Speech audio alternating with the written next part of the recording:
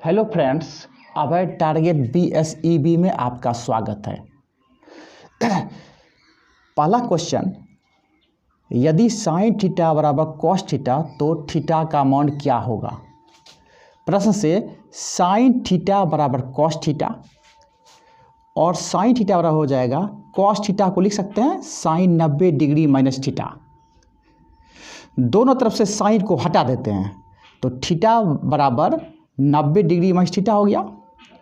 अब minus theta है, ई पार जाएगा तो क्या होगा, साइड जब चेंज होगा तो चिन्ह परिवर्तन होगा। थीटा जो थीटा बराबर 90 डिग्री और 2 थीटा बराबर 90 डिग्री, 2 से कटा दिए, 2 से 45 डिग्री हो गया। तो और थीटा बराबर 45 डिग्री आंसर हो गया। क्वेश्चन नंबर 2, एक वृत्त का व्यास 14 सेंटीमीटर है तो इसकी परिधि क्या होगी। प्रश्न से यदि वृत्त का व्यास दिया हुआ हो तो वृत्त की परिधि होता है पाई इंटू डी। तो डी बराबर है 14 सेंटीमीटर दिया हुआ है तो इसलिए वृत्त की परिधि बराबर हो गया पाई इंटू डी। तो पाई का मान होता है 22/7 गुना डी कितना हो गया 14। तो 7 दूनी 14 तो 22 गुना 2 44 सेंटीमीटर हो गया। यही हो गया इसका आंसर।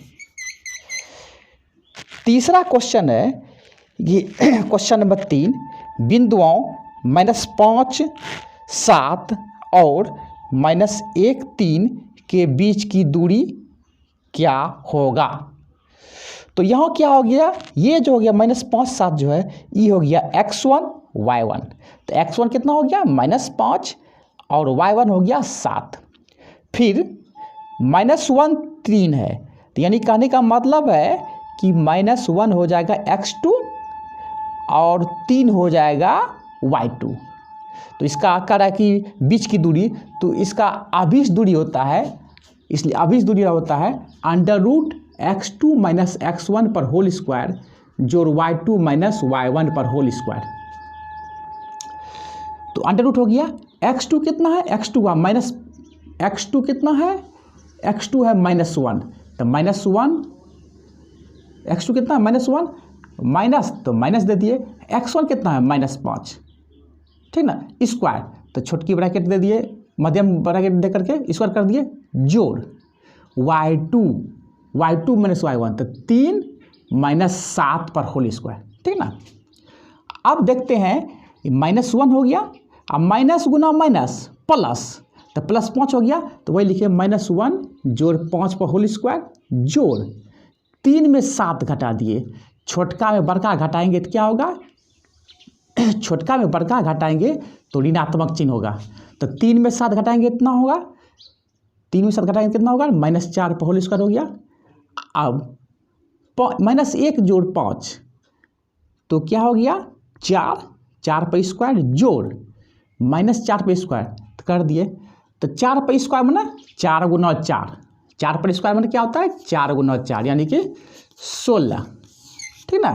तो 16 जोड़ -4 गुना -4 तो माइनस गुना माइनस प्लस 4 गुना 4 16।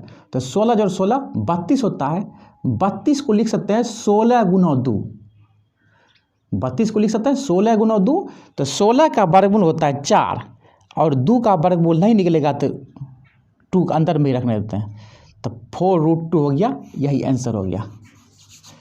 अब अगला क्वेश्चन है, यदि द्विघात समीकरण bx² + ax + c = 0 के मूल समान है तो। ऑप्शन दिया हो, पहला ऑप्शन है b² - 4ac = 0, बी है, दूसरा ऑप्शन है b a² - 4ac = 0, तीसरा ऑप्शन है c² - 4ab = 0, चौथा ऑप्शन है a² - 4bc = 0। तो यहाँ क्या हो गया, यहाँ ध्यान देने के लिए बात है, यहाँ a बराबर हो गया b, अब b बराबर क्या हो गया a, यहाँ a बराबर क्या हो गया b हो गया, और a और b बराबर क्या हो गया a, और c तो सही c है, तो यहाँ a बराबर b हो गया, b बराबर a हो गया, c बराबर c। तो चूंकि जब मूल समान है तो इसलिए क्या हो जाएगा, इसलिए d बराबर 0, तो d बराबर 0 तो b² - 4ac हो गया, बराबर 0। अब b के स्थान पर क्या आ जाएगा, b के स्थान पर आ जाएगा a, तो a स्क्वायर हो गया माइनस 4 दे दिए। अच्छा गुना a के स्थान क्या हो गया b, तो 4 गुना b कर दिए। c का स्थान क्या होगा c तो ज्यों का त्यों है, बराबर 0 हो गया। तो a स्क्वायर माइनस 4bc बराबर 0, यही आंसर हो गया। और ये ऑप्शन जो है, ये ऑप्शन आता है a स्क्वायर माइनस 4bc बराबर 0, ये चौथा ऑप्शन में आता है, इसलिए ये ऑप्शन सही हो गया। ये सभी क्वेश्चन 2021 बोर्ड की परीक्षा के लिए बहुत ही महत्वपूर्ण साबित होंगे। 5वां क्वेश्चन, बिंदु 2, 3 की दूरी मूल बिंदु से क्या होगी। बिंदु 2, 3 की दूरी मूल बिंदु से क्या होगी। चूंकि मूल बिंदु का नियामक 0, 0 होता है, चूंकि मूल बिंदु का नियामक 0, 0 होता है। अब यहाँ ये हो जाएगा 2, 3 है, तो ये हो गया x1 y1, तो x1 हो गया 2 और y1 हो गया 3। दूसरा हो जाएगा x2 हो गया x2 0, 0 है, तो ये x2 हो गया 0, y2 हो गया 0, यानी x2 बराबर 0, y2 बराबर 0। तो कह रहा है कि क्या दूरी मैंने मूल बिंदु से क्या होगी, तो यानी इसलिए कह रहा है दूरी निकालने के लिए, तो इसलिए अभी इस दूरी बराबर under root x2 minus x1 पर होल स्क्वायर जोड़ y2 माइनस y1 पर होल स्क्वायर बराबर अंडर रूट हो गया x2 यानी 0 लिख दिए, माइनस तो माइनस दे दिए x1 2 0 माइनस 2 होल स्क्वायर जोड़ y2 माइनस y1, तो y2 कितना 0 माइनस 3 होल स्क्वायर, तो 0 में माइनस 2 घटा देंगे तो क्या होगा माइनस 2 होल स्क्वायर जोड़ 0 माइनस 3, तो माइनस 3 होल स्क्वायर बराबर हो गया माइनस गुना माइनस प्लस 2 दूनी 4, 4 लिख दिए प्लस फिर माइनस 3 गुना माइनस 3, तो माइनस गुना माइनस प्लस 3 3 9, अंडर रूट हो गया 4 जोड़ 9, तो हो गया अंडर रूट 4 9 13, अंडर रूट 13 हो गया, यही आंसर हो गया। अब अगला क्वेश्चन है क्वेश्चन नंबर 6, निम्नलिखित में से किसका दशमलव प्रसार शांत है। निम्नलिखित में से किसका दशमलव प्रसार शांत है, तो इसका आंसर हो जाएगा A 3/8। इसको याद रखना होगा, क्या हो जाएगा आंसर 3/8। अगला क्वेश्चन है बिंदुओं -2 3 और 4 1 को मिलाने वाली रेखाखंड के मध्य बिंदु का नियामक क्या होगा। तो मध्य बिंदु का सूत्र होता है x1 जोड़ x2 बटा 2 y1 जोड़ y2/2। तो यहाँ है x1 हो गया -2 3 है, तो यहाँ x1 हो गया -2 हो गया और y1 हो गया 3, x2 हो गया 4 और y2 हो गया 1। तो यहाँ चित्र के द्वारा बना रहे हैं इसको, तो यहाँ हो गया A बिंदु है, यहाँ है B बिंदु, तो A हो गया -2 3 और B हो गया 4 1, और इसका मध्य बिंदु P है। तो रेखाखंड ए बी के मध्य बिंदु P का नियामक बराबर हो जाएगा x1 जोड़ x2/2 y1 जोड़ y2/2। तो x1 कितना है, x1 जो है यहाँ दिया हुआ है -2 जोड़ x2, तो जोड़ x2 कितना हो गया 4/2।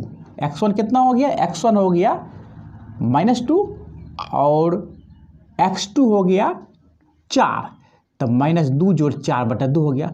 फिर है y1 जोड़ y2, तो y1 हो गया 3 और y1 हो गया 3 और y2 हो गया 1, तो 3 जोड़ 1/2, तो -2 जोड़ 4, 4 में 2 गया 2 हो गया 2/2 कॉमा हो गया 3 1 4/2, तो कटा दिए 2 1 और 2 1 हो गया, उसके बाद 2 दूनी 4, यह हो गया 1 2, यही आंसर हो गया।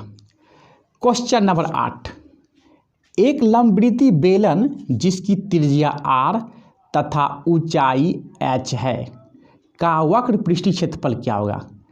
r को कहते हैं रेडियस और ऊंचाई r से क्या होता है रेडियस, r का मतलब होता है रेडियस यानी त्रिज्या, ऊंचाई हुआ हाइट HEIGHT हाइट मतलब हुआ ऊंचाई।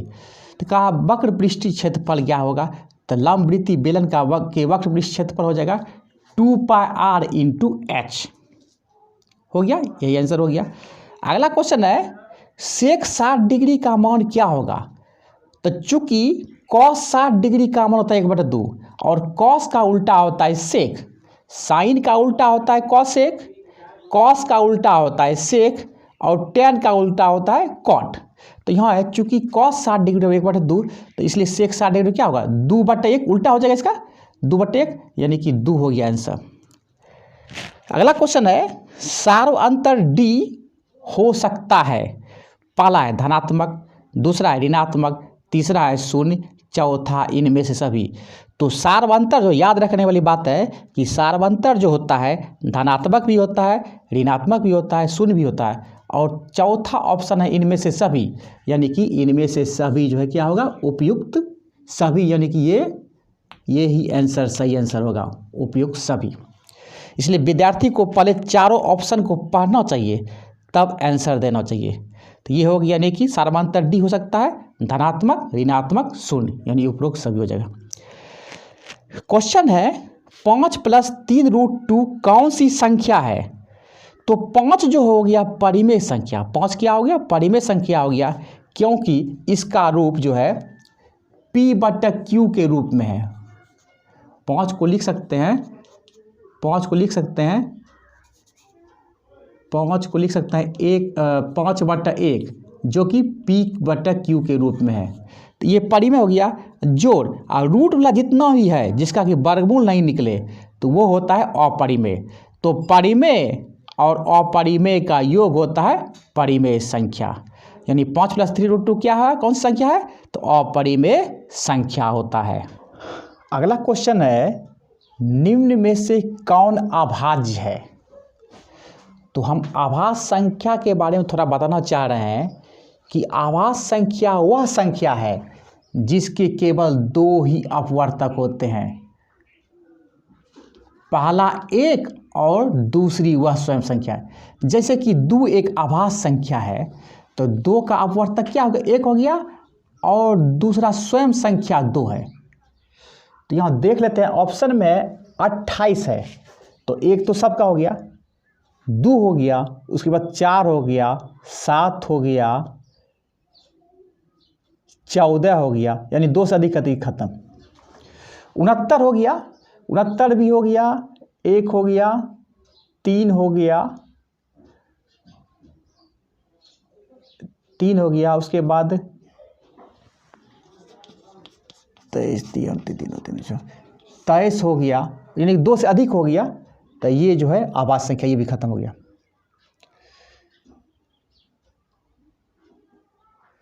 तीसरा है 71, चौथा है 63, 63 का हो गया 1 3 9 7 63, यानी 2 से अधिक हो रहा है तो ये भी नहीं होगा, यानी कि इसमें उपयुक्त ऑप्शन जो है सी मिल रहा है 71, क्योंकि 71 का जो है जो अपवर्तक होता है 1 और 71, इसलिए जो है इसका आंसर हो गया ऑप्शन सी 71। तो निम्न में से कौन अभाज्य है तो हो जाएगा इसका ऑप्शन नंबर सी 71 हो गया। अब अगला क्वेश्चन है निम्न में से कौन अपरिमेय नहीं है।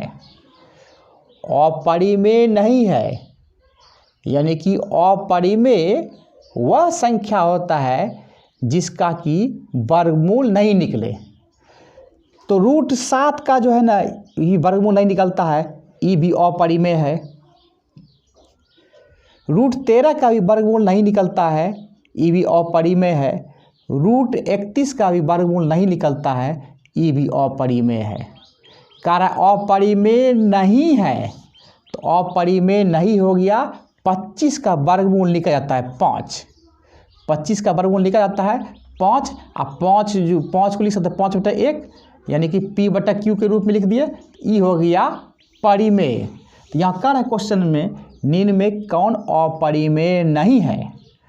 तो अपरिमेय √7 हो गया, √13 हो गया, √31 हो गया, और अपरिमेय नहीं है, अपरिमेय नहीं है में क्या हो गया, सी ऑप्शन है, सी ऑप्शन हो गया √25।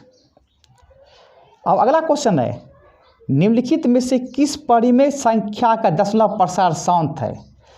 तो इसका जो है ऑप्शन हो जाएगा ऑप्शन नंबर बी 11/160, इसको याद रखना होगा।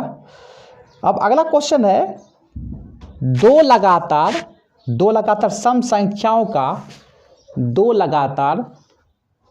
लगातार सम संख्याओं का महत्तम समवर्तक क्या होगा? तो दो लगातार सम संख्याएं क्रम से 2 तथा 4 है, तो 2 4 का महत्तम समवर्तक हो गया 2 है, 2 दूनी 4, तो 2 से कट गया, तो इसलिए महत्तम समवर्तक हो गया इसका 2।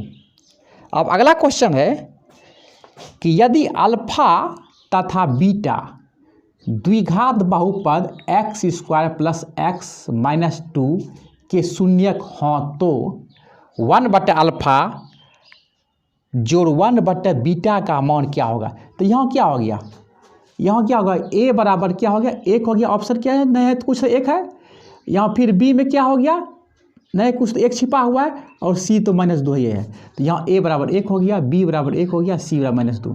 तो अल्फा प्लस बीटा यानी कि दो मूल है अल्फा और बीटा, तो मूलों का योग अर्थात अल्फा प्लस बीटा बराबर होता है -b/a।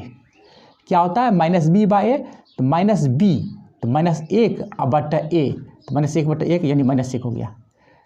अब है अल्फा बीटा होता है c/a, तो c/a, तो c कितना -2/1, तो -2 हो गया।